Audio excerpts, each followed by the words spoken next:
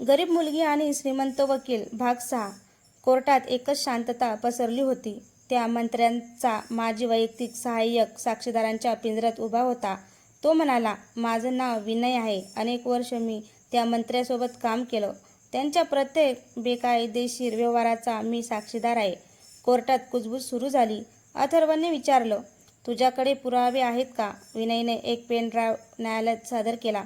त्यात मंत्री, बिल्डर आणि काही भ्रष्ट अधिकाऱ्यांमधील गुप्त बैठकीचे व्हिडिओ होते. व्हिडिओ पाहताच कोर्टात उपस्थित सर्वजण थक्क झाले. करण राणे उठून म्हणाला, माय लॉर्ड, हे पुरावे बनावट असू शकतात. अथर्व हसला. मग फॉरेन्सिक तपासणी करा. काही वेळाने फॉरेन्सिक अधिकाऱ्यांनी अहवाल दिला. हे सर्व व्हिडिओ आणि कागदपत्र पूर्णपणे खरे आहेत. करण राणेचा चेहरा पडला. न्यायाधीशांनी कठोर आवाजात आदेश दिला, संबंधित मंत्री, बिल्डर आणि सहभागी अधिकाऱ्यांना तात्काळ अटक करण्यात यावी. पोलिसांनी कोर्टातच सर्वांना ताब्यात घेतलं. सईच्या डोळ्यात आनंदाचे अश्रू आले. सुनावणी संपल्यानंतर जानकीताई अथर्व आणि सईजवळ आल्या. त्या म्हणाल्या, बाळांनो, माझी जमीन परत मिळाली, पण माझ्याकडे तुमच्यासाठी आणखी एक भेट आहे. त्यांनी एक जुनी चावी अथर्वच्या हातात ठेवली. अथर्वनं विचारलं, ही कशाची चावी आहे? जानकीताई हसल्या. तुझ्या वडिलांनी अनेक वर्षापूर्वी माझ्याकडे ठेवलेली आहे. म्हणाले होते, एक दिवस माझा मुलगा येईल तेव्हा ही त्याला दे. त्या चावीवर एक पत्ता कोरलेला होता, देशमुखवाडा, तळघर. अथर्व आणि सई एकमेकांकडे पाहू लागले. त्या तळघरात काय दडलं असेल? जानकीताईने दिलेली चावी हातात घेऊन अथर्व आणि सई थेट देशमुखवाड्यात पोहोचले. तो वाडा अनेक वर्षापासून बंद होता. दार उघडताच जुन्या आठवणीचा वास आणि शांतता त्यांच्या स्वागताला उभी होती. अथर्वने तळघराचं दार उघडलं. जुन्या जिन्यावरून दोघे खाली उतरले. तळघराच्या शेवटी एक मोठं लोखंडी कपाट दिसलं. चावी लावताच टक, कपाट उघडलं. आत एक जुनी फाईल आणि काही फोटो आणि व्हिडिओ कॅसेट होती. फाईलवर लिहिलं होतं, फक्त अथर्वसाठी. अथर्वने फाईल उघडली. त्यात त्याच्या वडिलांनी लिहिलेलं पत्र होतं. बाळा, जर तू हे पत्र वाचत असेल तर समज मी माझं एक मोठं स्वप्न अपूर्ण सोडून गेलो आहे. गरीब लोकांना मोफत न्याय मिळावा म्हणून मी देशमुख लीगल ट्रस्ट सुरू करणार होतो, पण परिस्थितीमुळे ते शक्य झालं नाही. हे स्वप्न तू पूर्ण कर. अथर्वच्या डोळ्यात अश्रू आले. सईने त्याचा हात हातात घेतला. ती म्हणाली, आपण बाबांचं स्वप्न नक्की पूर्ण करू. अथर्वने हसत मान हलवली.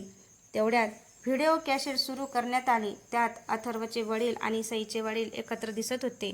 जर आमच्या मुलांची कधी भेट झाली तर त्यांनी एकत्र राहून अन्यायाविरुद्ध लढावं, कारण न्याय हा कोणत्याही एका माणसाचा नसतो, तो समाजाचा असतो. हे ऐकून सई भावूक झाली. अचानक तळघराच्या भिंतीमागून मोठा आवाज आला. भिंतीचा एक भाग कोसळला. आत एक गुप्त खोली दिसली. त्या खोलीच्या मध्यभागी एक मोठी तिजोरी होती. तिजोरीवर लाल अक्षरात लिहिलं होतं, ही तिजोरी उघडली तर अनेक मोठ्या लोकांचे चेहरे कायमचे उघडे पडतील. अथर्व आणि सई एकमेकांकडे पाहू लागले, कारण त्यांना जाणवत होतं त्यांच्या आयुष्यातील सर्वात मोठा खटला आता सुरू होणार होता. तळघरातील ती विशाल तिजोरी.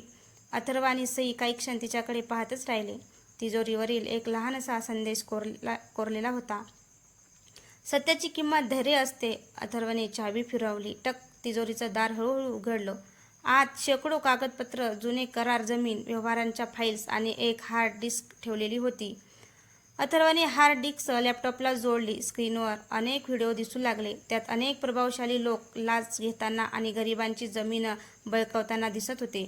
सई आश्चर्याने म्हणाली, हे पुरावे बाहेर आले तर हजारो लोकांना न्याय मिळेल. तेवढ्यात तळघराचा दरवाजा जोरात बंद झाला. लाईट गेली. सगळीकडे अंधार पसरला. अचानक एक आवाज घुमला, अथर्व, तू खूप पुढे आला आहेस. आरव मोबाईलचा टॉर्च सुरू करत म्हणाला, समोर ये. अंधारातून एक व्यक्ती बाहेर आली. तो दुसरा तिसरा कोणी नसून ॲडव्होकेट करण राणे होता. सई आश्चर्याने म्हणाली, करण तू? करण हसत म्हणाला, हो मीच. मी त्या मंत्र्याचा वकील नव्हतो तर त्यांचा भागीदार होतो. महेंद्र राणे, मंत्री आणि मी, आम्ही तिघांनी मिळून हा खेळ रचला होता. अथर्वच्या डोळ्यात राग दिसू लागला. करणने आपल्या माणसांना इशारा केला. 4 गुंड पुढे आले. ते तिजोरीतील हार्ड डिस्क हिसकावून घेण्याचा प्रयत्न करू लागले, पण अथर्वने हार्ड डिस्क सईच्या हातात देत म्हटलं, सई, काही झालं तरी हे पुरावे सुरक्षित ठेव. सई मागच्या गुप्त दरवाज्यातून बाहेर पळाली. करण राणे मोठ्याने हसला. सई पळाली तरी काही फरक पडणार नाही, कारण माझा माणूस आधी तिच्या मागावर आहे. हे ऐकताच अथर्वच्या चेहऱ्यावर चिंता स्पष्ट दिसू लागली. सई सुरक्षितपणे बाहेर पडेल का? सई हार्ड डिस्क घेऊन तळघरातून बाहेर धावत होती. तिच्या मागे करण राणेचे 2 माणसं लागले होते. सईने कसाबसा मागचा दरवाजा उघडला आणि वाड्याच्या अंगणात आली. तेवढ्यात तिने समोर एक पोलिसांची जीप पाहिली. इन्स्पेक्टर देशमुख उतरले. सई, पुरावे आमच्याकडे दे, आम्ही सुरक्षित ठेवतो. सईने त्यांच्याकडे पाहिलं, पण अचानक तिच्या लक्षात आलं जीपवरच्या पोलिसांचा लोगो चुकीचा होता. तिने लगेच हार्ड डिस्क मागे घेतली. तुम्ही पोलीस नाही, ते दोघे खोटे पोलीस होते. क्षणात त्यांनी सईला पकडण्याचा प्रयत्न केला. त्याच वेळी अथर्व करणच्या माणसापासून सुटून वर आला. त्याने दुरून सईला अडचणीत पाहिलं. सई, मागे हो. अथर्व धावत आला. त्याने एका गुंडाला ढकललं. दुसऱ्याशी झटपट सुरू झाली. तेवढ्यात खरे पोलीस घटनास्थळी पोहोचले. सायरनचा आवाज ऐकताच गुंड पळू लागले. पण इन्स्पेक्टरने करण राणेला बेड्या ठोकल्या. करण हसत म्हणाला, मला अटक करून काहीच उपयोग नाही. माझा बॉस अजून बाहेर आहे. अथर्वने विचारले, कोण आहे तुझा बॉस? करण शांतपणे म्हणाला, ज्याला संपूर्ण राज्य दानशूर उद्योगपती म्हणून ओळखतं. इतक्यात करणच्या छातीत अचानक तीव्र वेदना सुरू झाल्या. त्याला तातडीने हॉस्पिटलमध्ये नेण्यात आलं. शुद्ध हरवण्यापूर्वी तो फक्त एकच नाव बोलला, विराज. विराज सिंघानिया. हे नाव ऐकताच अथर्वच्या चेहऱ्यावर गंभीर भाव आले. सईने विचारलं, हा विराज कोण आहे? अथर्व हळू आवाजात म्हणाला, देशातील सर्वात मोठ्या उद्योगपतीपैकी एक आणि अनेक समाजसेवी संस्थांचा मालक. पण जर करण खरं बोलत असेल तर आपल्या आयुष्यातील सर्वात मोठी लढाई आता सुरू झाली आहे. दूर एका आलिशान ऑफिसमध्ये एक व्यक्ती टीव्हीवर ही बातमी पाहत हसत होता. तो म्हणाला, ॲडव्होकेट अथर्व, आता तू माझ्याशी लढणार आहेस. करण राणेने उच्चारलेले नाव, विराज सिंघानिया. हे ऐकताच अथर्व काही क्षण शांत झाला. तो स्वतःशीच म्हणाला, जर हा माणूस खरंच या कटामागे असेल तर ही लढाई खूप मोठी आहे. दुसऱ्या दिवशी अथर्व आणि सई विराज सिंघानियाच्या कंपनीत पोहोचले. रिसेप्शनिस्ट म्हणाली, सर, विराज सर कुणालाही अपॉइंटमेंटशिवाय भेटत नाहीत. अथर्व हसत म्हणाला, सांगा, ॲडव्होकेट अथर्व देशमुख आले आहेत. काही मिनिटांनी त्यांना आत बोलवण्यात आलं. विराज आपल्या आलिशान ऑफिसमध्ये बसला होता. तो शांतपणे म्हणाला, तुझ्याबद्दल खूप ऐकलं आहे. अथर्व. अथर्वने सरळ प्रश्न विचारला. करण राणे तुझं नाव का घेत होता? विराज हसला. कारण मरणाच्या दारात माणूस काहीही बोलतो. सईची नजर ऑफिसमधली एका फोटोवर गेली. त्या फोटोमध्ये विराज आणि महेंद्र राणे एकत्र उभे होते. सईने तो फोटो अथर्वला दाखवला. अथर्वच्या लक्षात आलं, विराज खोटं बोलत होता. तेवढ्यात विराजचा फोन आला. तो घाईघाईने बाहेर गेला. ही संधी साधून अथर्वने टेबलावरील एक फाईल उघडली. त्यात काही जमिनीचे व्यवहार आणि मोठ्या रकमांचे बँक व्यवहार होते. एका कागदावर मोठ्या अक्षरात लिहिलं होतं, ऑपरेशन सत्य, अंतिम टप्पा. अचानक ऑफिसचा दरवाजा उघडला. विराज समोर उभा होता. त्याच्या चेहऱ्यावर आता हसू नव्हतं. तो म्हणाला, अथर्व, दुसऱ्यांच्या फाईल चाळण्याची सवय चांगली नाही. त्याने टेबलावरील लाल बटन दाबलं. क्षणात संपूर्ण ऑफिस लॉक झालं. सुरक्षा रक्षकांनी अथर्व आणि सईला चारही बाजूनी घेरलं. विराज हसत म्हणाला, आजपर्यंत तू प्रत्येक केस जिंकला आहेस, पण ही केस तुझ्या आयुष्याची शेवटची केस ठरेल. अथर्वने सईचा हात घट्ट धरला. त्याच्या चेहऱ्यावर भीती नव्हती, तर लढण्याचा निर्धार होता. विराजने लाल बटन दाबताच संपूर्ण ऑफिस लॉक झालं. सुरक्षा रक्षक अथर्व आणि सईच्या दिशेने चालत येऊ लागले.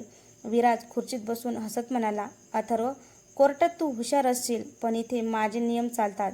अथर्व शांतपणे सईकडे पाहिलं. अथर्वने शांतपणे सईकडे पाहिला. तो हळू आवाजात म्हणाला, मी सांगतो तेच कर. सईने मान हलवली. अचानक ऑफिसचा फायर अलार्म वाजू लागला. सगळे गोंधळले. त्या गोंधळाचा फायदा घेत अथर्व आणि सई बाहेर पळाले.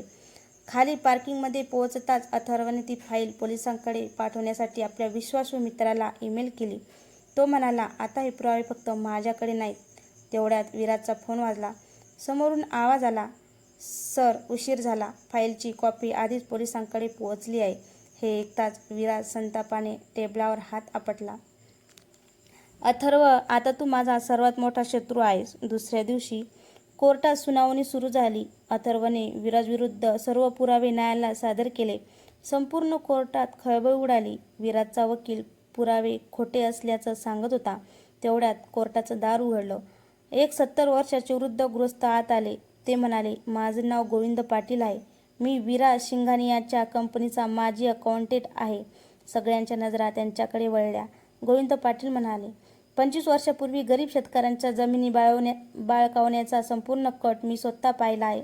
माझ्याकडे मूळ हिशोबाची वही आहे. त्याने ती जुनी वही न्यायालयात दिली. फॉरेन्सिक तपासणी ती खरी असल्याचं सिद्ध झालं. न्यायाधीश कठोर आवाजात म्हणाले, विराज शिंगानिया, तुमच्या विरुद्धचे प्राथमिक पुरावे अत्यंत गंभीर आहेत.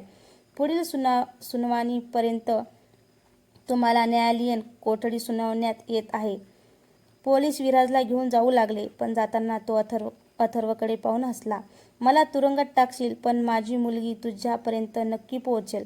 खेळ अजून संपलेला नाही. हे ऐकताच सईच्या मनात एकच प्रश्न निर्माण झाला. विराजची मुलगी कोण आणि ती अथर्वच्या आयुष्यात कोणता नवीन वादळ घेऊन येणार आहे?